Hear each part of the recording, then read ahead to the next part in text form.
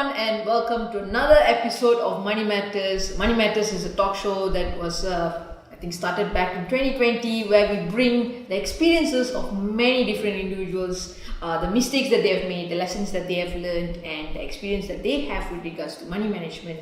And we dive deep into these stories, hoping that we can take something from it and learn from it and not repeat the same mistakes ourselves. So I'm very, very excited to have our guest speaker here today. We have Ka-Ming from MoneyFitt. He's the CEO and co-founder of MoneyFitt. We are here in Singapore right now. I'm very excited, and I'm very excited to dive deep into your story as well. But how are you feeling today? Feeling just great. Thank you, Mathura. Yeah, I think we met at the Myers, which is the Money Awareness and Inclusion Awards. I think I've mentioned Myers many times on Money Matters. It has been a huge encouragement. But maybe since we met there, like what brought you to Myers? I think we can start off with that. Well, the idea of financial literacy, financial inclusion, and just the awareness of money is very close to my heart. And my background in the investment industry, from stockbroking and fund management side, actually mirrored the founder of the Myers, Michael Gilmore, and he was also in the industry as well. And we've all been in it for decades and decades. But I actually knew him through a cousin's friends and all these other different people. So we've been in the kind of same circles, but never really met until brought together sort of socially and through family. So the power of family, of course, is important. Okay. And he decided to set the Myers up as a sort of pinwheel for bringing in all the inspiring and best practice concepts for financial literacy, which is so important for everyone, into one place. And I was brought in as one of the founding judges for that program. Yeah. So no, it's been very exciting being part of that, and hopefully I could bring something of what I've learned from those programs into what I'm doing on a regular basis myself. Yeah. I think the work you do in MoneyFitt, I'm personally a huge fan of anything technology that will help people to make finance a bit more simpler for them. Because I think we encounter a lot of people who are very fearful. It's a topic that is very scary for them, or it's a taboo, you don't talk about it. And having tech to kind of bridge that gap and make it a bit more easier to address it, I think is very, very amazing. And maybe you can just give us a little bit of understanding of what are you trying to achieve through MoneyFitt. Okay, as I said earlier, my background was on the investing side, and my initial thoughts were to help people to start investing in a more controlled and I won't say a correct way, but in a way that is more sustainable for the long term. But to do that, you need to have money to invest. Yes. And you actually have to have quite a lot of other things already in place, such as just your budget, such as your use of debit and credit cards, having an emergency fund, having the right kind of protection, the right kind of insurance, and just having the knowledge to step into the investing world. Because of all of those, investing is the scariest, and also at the same time can also be the most exciting. And sometimes people bypass everything else and then just pile straight into stocks that they think are exciting, that they've talked to their friends about, that they watch on TV, or not even stocks, whether it's crypto or whether it's investing in all kinds of other different schemes, because it's exciting. It is fun, it can be fun, but it can also be a huge problem if it's done without everything in the background that needs to be in place. So we moved from just being very investor and investment focused into everything else that needs to be put in place, which is basically around all the personal finances. I love that. So we address in a very simple graphical terms, how are you doing? Are you doing badly, kind of okay, hey, not bad, or really well? And that's it. Just kind of 4 grades for budgeting, for your credit card, for your emergency fund, insurance and investments. So very simple terms, And with that, we can help people to decide what to do first. Yeah. And first is really important because many people can get frozen at too many things that they have to do, even if they're all the right things, and that's another issue. But there's so much information out there, so many opinions, so many ideas, so much advice out there, good and bad, that it can be paralyzing, and people can just say, well, tomorrow, because it doesn't affect them today. They can put it off for another day and another day and another day. So with that information about their personal finances, our algorithms generate what they can do first. In terms of the sorts of things that people think about, it's like, do you love your children? Get insurance now. Do you want to retire at age 95 and live in a box under a bridge? Start investing yesterday. What if you lose your job? Have an emergency fund. All of these things are very important, but what do you do first? So we help people to take small steps, and even if it's not necessarily the number one step that they should take, the fact that we just give them an order, then they can start making decisions and building the right habits for themselves. That's amazing, because I think many times the struggle that people face is that it's so vast, there's so many things to address, you don't know where to start, and just having a little bit of guidance, and I think it's a guidance that you don't mind having, because it's not as embarrassing. There's not somebody standing in front of you saying you have done very badly on your finance, this is what you should do. I think it's just your phone talking to you, it's much more different, it's much more friendlier for some people who are not used to human interaction in a way. I think that's right. First of all, it's not advice, so it's just tips, and it's all generated automatically, so it's all very secure, very safe, and it's really not advice in the way we think about it. It's like, well, you can do this, but these are sort of steps that you can take for yourself. What came out of our building the product was that people can be more honest when there isn't a human being directly involved. What we found during the journey of building this product was that people can be more honest when they're speaking when they're dealing with a phone. And it's not just young people, but older people as well. If anything, older people are not just less honest, but they're also potentially more ashamed of where they feel they should be at that particular stage in life. Younger people have the benefit of saying, well, I'm just starting. Of course, I don't have everything in order. What do I do now? And it's fine. Older people in their 30s or 40s or 50s have expectations on them, which may be unfair, but they are what they are. And often speaking to a human being can be intimidating for them. And even if they have the guts, if you like, to approach a human being, they may not completely tell the truth either, in which case what use is that meeting? It's important, I think, to have that kind of separation from judgment and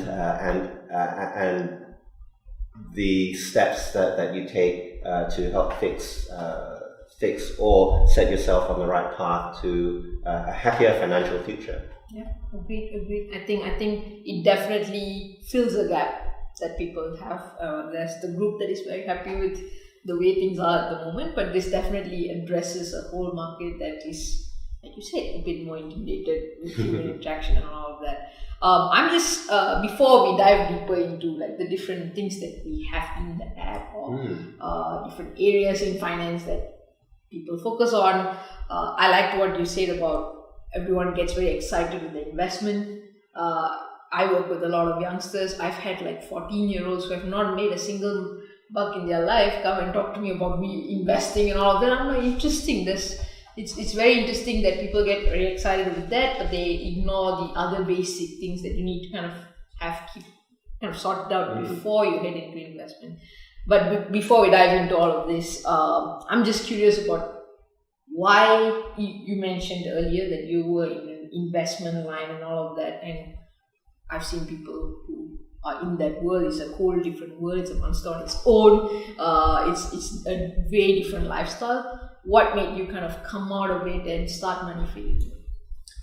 I think part of it is that it's a very self-centered, selfish industry. You work hard and you get rewarded well, and that's kind of it. Sometimes you work hard and you don't get rewarded well. Sometimes you don't work hard and you do get rewarded well. But it's all about yourself to a very large extent. And so after working for many, many decades, I did want to do something that could give back to people in general, rather than be simply part of a machine that was helping people to some extent, but skimming a huge amount along the way from the potential returns and the potential benefits that individuals can have by participating in the money economy, not just in investments, not just in insurance.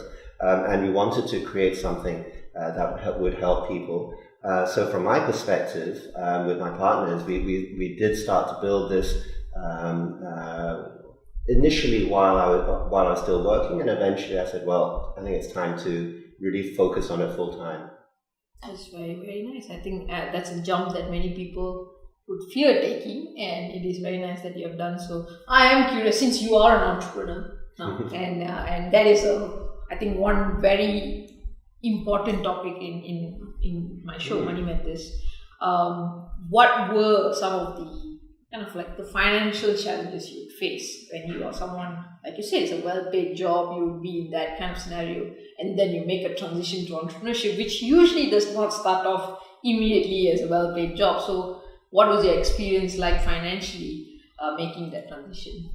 Well, what I did not do was plan fully for a much longer journey than I expected at the time. When you start off, you see the potential, you see what you could build, see how much money you could make, and all of these things. But things never quite work out as planned. So I was lucky in having enough of a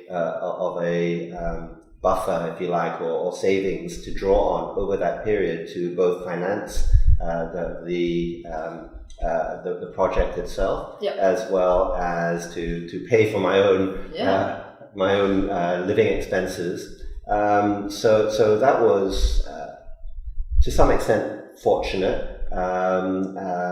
But what I should have done is really set out some very much clearer guidelines for myself. It was something that I sort of plowed into with some understanding of how much I could commit, but it wasn't really particularly well planned in that sense. It's my essentially my first full experience as an entrepreneur. I've had my own businesses along with other partners before, but this was the biggest break for me out of the industry into building a business. Yes, you're rolling up your sleeve and getting right into the action in a way. Perfect. So, I mean, as we go almost like in tunnel into the past, we have your entrepreneurship journey now, and then you were in investment. But were you someone who started off with this childhood where I have friends who read all the investment books when they were like 14 years old and they knew about Warren Buffett and all of that, but I was the kind of kid who didn't know anything with regards to that until I was like in college. That's when I was beginning to be exposed to those topics. So what was your childhood like, and was that the reason why you went into the lines that you have done? It was not like that 14-year-old. Warren Buffett was much younger at that stage, but he was still well known. Probably the most famous investor at that period was Peter Lynch. I didn't know him either. And so in a way, I just stumbled my way into the industry. I was interested in economics, and that's what I studied. And it was just a natural place to go at that time. And this was in the 1980s. And it was relatively easy to find a position in one of the banks. You'd join a graduate training scheme, and then and things would just build out from there. It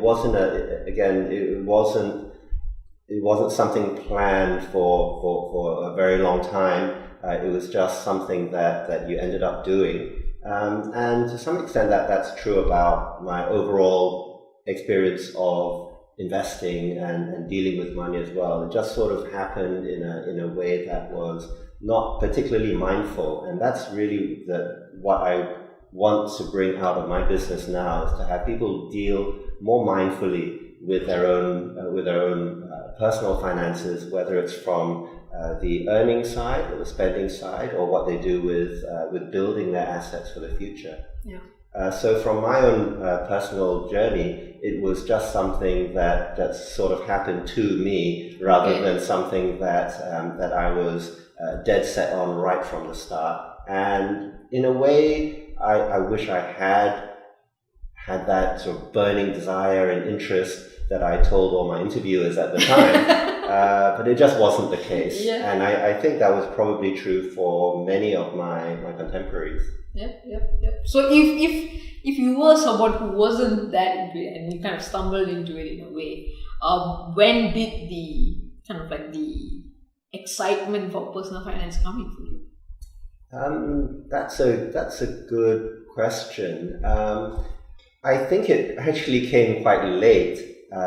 Because your income is good and you don't really have to deal with your personal finance. Everything is fine. Yeah. It's not great. It could be better, but it's definitely fine. Yeah. So it really did come back out of the business I was trying to build, which was investment focused, and it was that building out of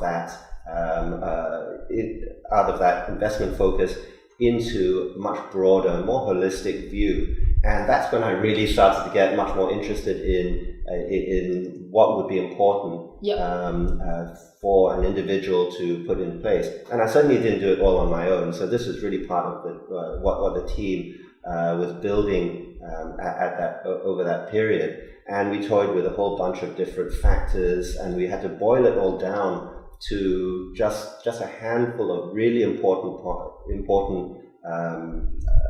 factors for an individual to start to get right, and there'll be many other things for them to deal with. But if they get those right, then they're on the right path. Yep. And what we wanted to do was have those in a sort of a holistic view of their finances. What we've also tried to do during that period is build it out into a view where financial wellness and mental wellness and physical wellness are actually all very interrelated.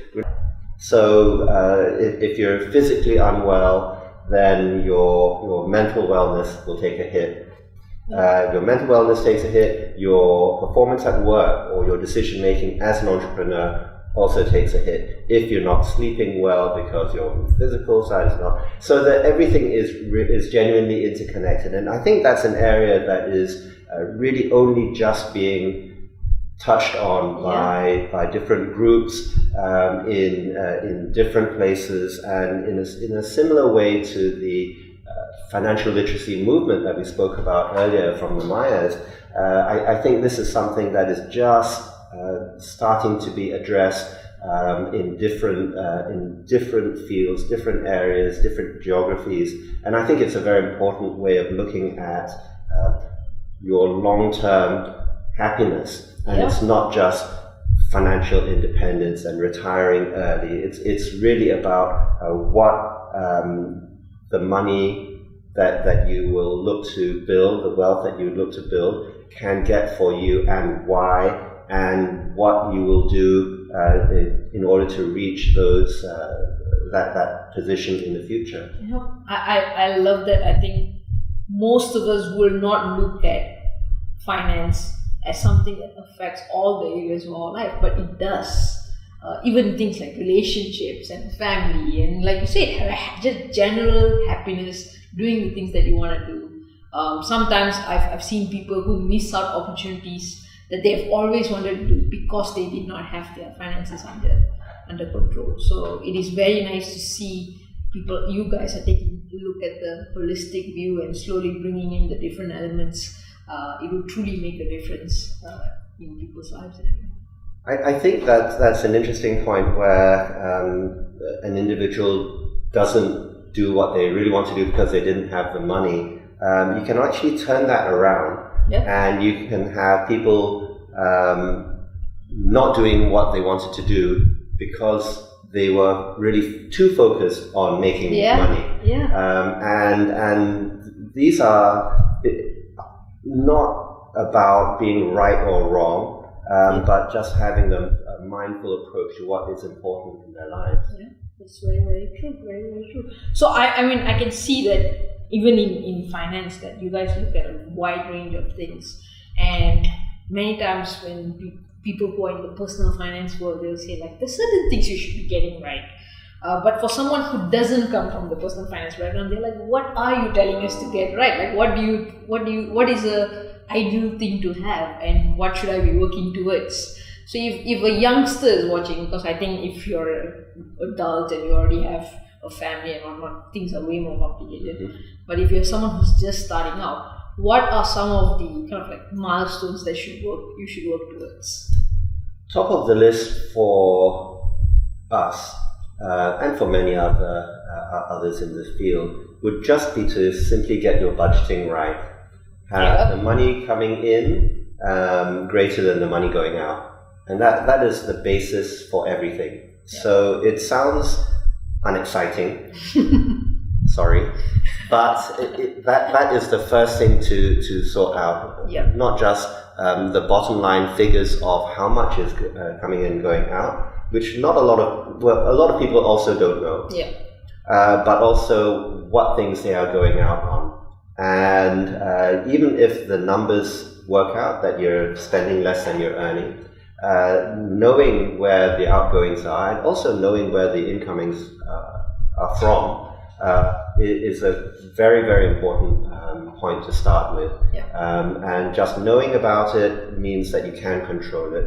We were speaking off camera about our dear friend Nespresso, where making coffee at home is not really going to move the needle in terms of changing what house you're going to live in 20 years or 30 years. But the mindset of not wasting money on too much caramel lattes at Starbucks is what's important. It's making those little changes to your routine and doing so mindfully that is very, very important. And because that mindset change will carry through into other ways that you approach subscriptions to Netflix and Disney Plus and this and that and the other. And also towards you're having 2 or 3 or 5 credit cards. Some of them are ones where you're paying a subscription each year. You can ring them up and ask to cancel the membership fee or subscription fee, but many people forget about it. Again, those subscriptions won't change the house that you live in 30 years, but it's the mindset of controlling these small things that will build up and will affect how you approach your life financially and more broadly in terms of being mindful about the things that are important to you. Yeah. I like the fact that you addressed mindfulness, because many times people who want to kind of like get their finances set up in the right way, they think the mindfulness only comes when you make the big decisions. But if you do not have the practice to do it with the small ones, when the big ones come, you're not going to have the state of mind that you need to make the right decision, or like a good decision for yourself. Mm-hmm. So it's very nice to see that you bring up the mindfulness thing. Expenses, making sure that you're spending lesser than what you earn, and just being aware of where you're spending. That's definitely the first step. But if, let's say, they get that kind of under control and they're managing that well and they're aware of what they're doing, some people say, okay, insurance is the next thing you should go, and then there are some saying emergency funds, that's why you should be focusing on. And it can be overwhelming because every time somebody is telling you a different thing. So how do you not so much on what is the next step, but how do you make a decision as to this is the next step that I want to focus on? What kind of thought process should we have? That's also a good question. That's kind of what we try to build our platform, our app, to address. Because there are so many moving parts that it's just difficult for an individual to know what to do next, because they're all important. And those and others that we're not directly addressing are also very, very important.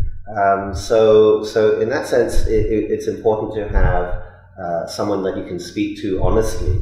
So we spoke earlier about how honest one can be when keying in numbers into an app or onto a spreadsheet to look at things yourself. But having the honesty to speak to, or rather having someone to speak to honestly about your finances and your fears and your aspirations is perhaps the most important next step. Not always easy to be able to find someone who you can speak to, who can give you the right guidance. Finance professionals tend to be very transaction oriented. It is what it is. That is the business. It's not wrong. It's not that they will be trying to rip you off, but they are almost by definition geared towards a certain way of thinking, and so being able to approach individuals who you can trust, that you can be honest with, including financial professionals, but with an understanding of what drives them, what motivates them, is very important. And that's again something that we try and build in our app in terms of the understanding, the financial literacy, the understanding of product before you speak to an individual about these, because there's only so much that a digital reading or video watching journey can take you. A number of years ago, I think everybody was expecting that digital everything will solve everything, no humans needed. Now, in this day and age, it's all about AI. Will the chatbots then provide all the advice and guidance for me if I key in everything, and if I speak to them in an honest way, will they tell us everything? At the moment, that's what people are thinking, but much as the digital journey is still arriving at speaking to a human being, I think the human connection is still going to be very important. For sure. I think these are tools that will enhance the experience and make it more easier and approachable. But definitely having the human interaction at the end of the day is equally important as well. I think just humans on our own, we function in a very different way. We do not function like robots. So, if I was watching, the first question I'm going to be asking is, you are sharing a lot about your app. How can we get it? Is it something we can get? So, for those who are tuning in, maybe you can share a little bit about your app. Is it available, or do we have to wait for a while to get on the list? Right now, it's optimized for Singapore, in the sense that most of the content is universal. So it's basic ideas that you can apply from anywhere in the world. I think our understanding is that no one will go to one source for all their information. We'd like to think that they will, but we want to be a trusted source, not the one and only trusted source, because it's just not realistic. So we are available in app stores and Google Play in many countries. You can get there with getapp.moneyfitt with 2 T's.co. Okay. So I'll put the link in the description. Getapp.moneyfitt with 2 T's.co will take you to either the App Store or Android, depending on what you're accessing it from. So that universal content does have some elements of Singapore focus, And in terms of the financial experts, consultants that we provide a space to reach out to, those are Singapore focused as well. So that side is something that when we expand to other markets such as Malaysia, such as Indonesia, Philippines, Thailand, in the near term, but not too near. Very busy now. Then that is the part, as well as the localization portion that we would be looking to build out as well. So it's quite a long process, but as we roll out more in Singapore, then we'll be able to do more of that. So the universal content, in terms of giving you the guidance of different general tips for the individual, the prioritization, then that is available now. Perfect. I think once again we'll drop the link in the description. You guys can check it out. Is there anything else that you guys are providing that people can access and learn from in a way? Well, the 5 key topics that we deal with, the last of them was the first that I started with, which was the investment side. So while what we write in the investment portion is again universal, broad concepts, definitions that individuals need to be aware of, need to understand before poking a toe into the waters. What we provide as in parallel is a newsletter, a daily newsletter that comes out hopefully in the morning, because it's called the MoneyFitt Morning, and that's found on moneyfitmorning.com.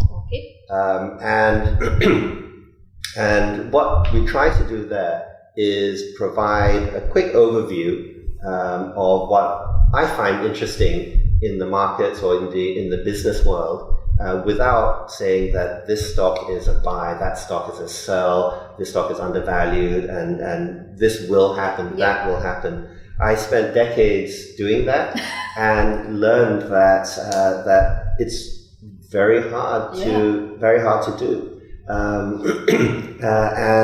So I'm not avoiding that. I've just found that the amount of value that you can get from stock picking is limited.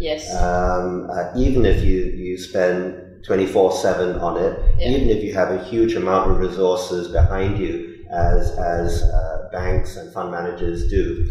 So what I provide is a view of what's going on, addressing just different topics, whether it's slimming injections or electric vehicles, or the breakup of accounting firms, or what's happening in sort of Chinese demographic. A lot of different aspects which affect the business world, and the business world very indirectly affects share prices. It's not a one-on-one matching. There's the correlation is very elastic. So we provide that kind of broad background, and what we also include in each edition is what we call the MoneyFitt Explainer, which addresses something which needs to be understood from that day's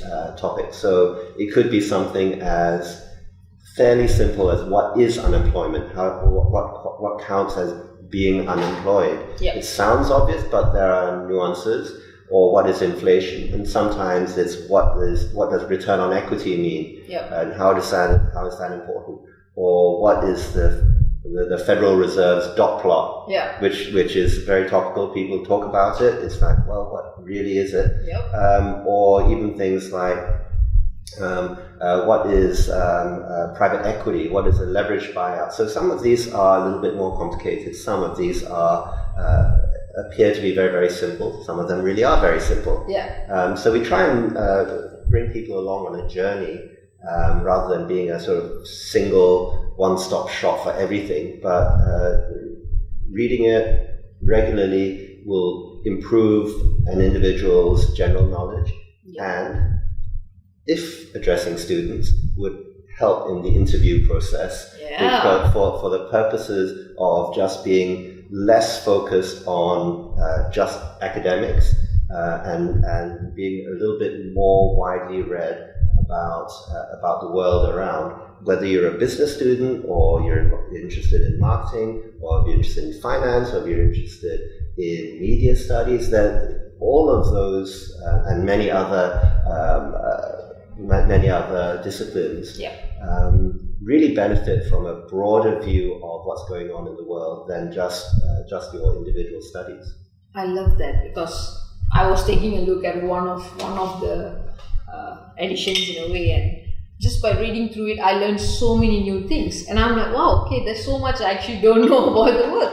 So, and many times when we are not yet familiar with the world of investment and just seeing all this recommended stocks or whatnot and buys and sells, it gets very intimidating, it gets very scary. And then you also know that you have to read a lot, but you're like, what do I read? Where do I start? So I think, how do I find the time to read so much, and what do I trust? Yes. So I think what you guys have done, putting it in one space where you're addressing news, some of the things that you want to talk about, but also like the explainer. I love that, because I learned something new reading about the dot plot. I was like, oh, so that's what it means, and I learned something new. So for those of you guys, especially since most of my viewers are youngsters, I would highly recommend checking this out as well. I'll leave the link in the description. You guys can subscribe and just learn new things every day. I think it's something that all of us can do. We should not avoid it. So before we end, so I thought, I usually start my talk show with this, but today I was like, you know what, let's mix it up a little bit. So I thought I'll keep it till the end, since it's my most favorite part of the interview anyway. So to kind of wrap up and focus back on your experiences, I will ask 2 questions. So the first one is my favorite one, which is, what is the biggest money mistake that you have made? And what was the lesson that you kind of took away from it, and how are you applying it? In terms of the biggest money mistake, the first answer I tend to give is back in the mid or late 90s, I'd made some money on Microsoft stock. And at the time it had gone from, I think, $12 or $15 up to $20. And in those days, you'd look at the chart and you'd say that, well, the last time it hit $20 and it came back down again, so I better sell it at $20, and then I'll buy it back at $17 exactly, but I'll see what's happening in the market. So this is actually not the answer, but my first thought would be, and the biggest mistake would be selling Microsoft at $20, because now it's $320. So that's kind of one mistake.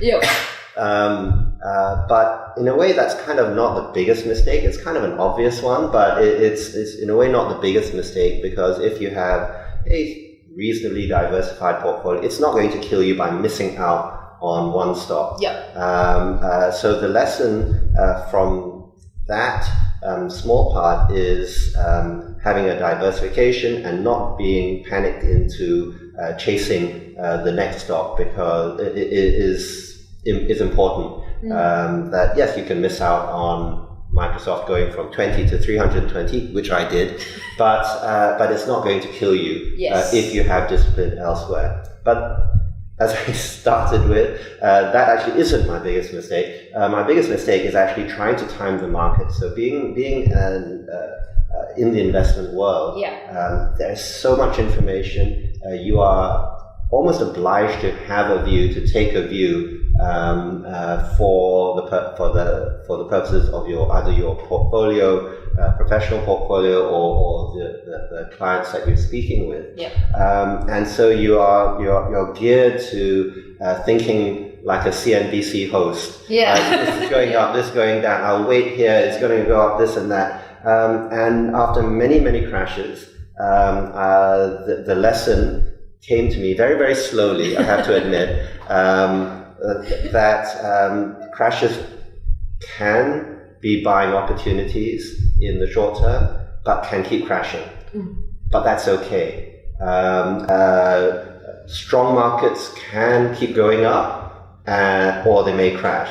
But if they go up, that's also okay. It's natural to have markets going up and down, and if markets are weak, that's an opportunity. If you're sensible with your investing, to buy things that you would have bought more expensively, cheaper. And if you think in terms of share prices and markets as dots or lines or candlesticks or things that you can analyze that way, then you're missing the fact that these are reflections of real businesses. Reflections, not direct, but they are not the real businesses, but they are reflections. They are driven ultimately in the long term by the real businesses. And if you can identify a market or a company that you want to hold for the long term, if you can buy it more cheaply, then that's a good thing. It's not something to be terrified of. But in order to not be terrified, always a good thing not to be terrified. Having the discipline, having the knowledge, and having all the pieces in place before that is even more important. And that's what we were trying to build out. So the lesson I had was 1987, 2 weeks after I started work, a massive crash. The Asian financial crisis, global financial, all sorts of different crises. Perfect time to go. Had I learned the lesson at the time, had I known how to think about things, but instead it was like, oh no, it's gone down so much, I've lost this much money, it's going to go down more, it's probably going to go down more. Everyone wants to be a doomsayer when things are looking bad, rather than being what they call like Pollyanna, everything is wonderful. And when things are going up, nobody wants to be like, but it'll probably not go any further. And so many people have missed out because they're sort of waiting for the crash, waiting for an opportunity, and they don't want to chase up the market. So there are many different ways that you can do badly in markets, which don't involve buying high and selling low. The idea of timing markets is something that is it's very tempting. It's something that pulls people in. And if you get it right and you buy something right at the bottom or sell right at the top, it's great to talk about at parties and it feels good. But if you've done that, then at some level you're doing it wrong. If you're buying and picked the very bottom, or if you sold right up at the top, you're doing something wrong, because that's just luck. And if you're counting on just that, then that's not positioning you well for your overall journey. So a long answer with multiple parts to a very short and simple question. I appreciate that you addressed it, because I think if you're someone who is very interested with this topic and you go in there, naturally that's what you try to do. You try to time the market, you try to understand the charts. Sometimes you forget the fundamentals, and like just saying that at some level they are reflections of the business, and sometimes you just need to see whether that's the kind of business that you believe in and you want to invest in and all of that. So it is actually not that scary for those who get very intimidated by it. But they see the charts and they see the group of people who are talking about the charts and they get intimidated by it. But actually they don't need to. So exactly. I think what you shared is very, very important for all these people as well. So the last question that I have to kind of wrap up today's session, and what is, I think, a message to our viewers, mostly young people, a principle or something to kind of follow or hold on to that you have done with regards to your own personal financial journey that you would like to share with our viewers? I think it's something that is related to how you look at businesses, as well as individuals, as well as anyone that you're dealing with. So when you're thinking about a business, you have to think in terms of not just what does a business do, but what drives the decision makers within a business. Yeah. In terms of talking to a finance professional. So these are the things that we've discussed earlier in the session. It's not a good or bad thing that they are primarily commission-based or that they're salary-based. It just is what it is, and understanding that is a really important way of positioning yourself to deal with them professionally. Even lawyers, even doctors, even an accountant, even a mentor. There are different incentives for individuals. Not all are based on money, but just understanding those incentives. So I'll paraphrase because I can't remember the exact words. But Charlie Munger, who is the business partner of Warren Buffett, said, show me the incentive and I'll show you the outcome. And that's something that is not, as I said, is not just related to thinking about how are they paid, but what drives, what motivates an individual. Yeah. If you can understand what motivates an individual, motivates a business from the perspective of their leaders, or the decision makers, or even the middle management, or even the desk staff, and the clerks, and then if you can try and approach those interactions from that perspective, what is the incentive? What motivates them? Then that will position you well for understanding how you can make the most of those relationships, not in an exploitative way, but just make the most out of it, and get what you can, give what you can in that relationship, in those interactions. That's very. I would take this as a takeaway for sure. Very, very nicely shared. Thank you so much. So thank you so much, Ka-Ming. My pleasure. For this whole session. I learned a lot personally. Really appreciate it. And I think we'll share MoneyFitt's websites and all of that, as well as social media on our description. You guys can check it out. And we'll see you at the next Money Matters episode with hopefully another equally amazing speaker as well. Thank you so much, Mathura. Bye, guys. Bye.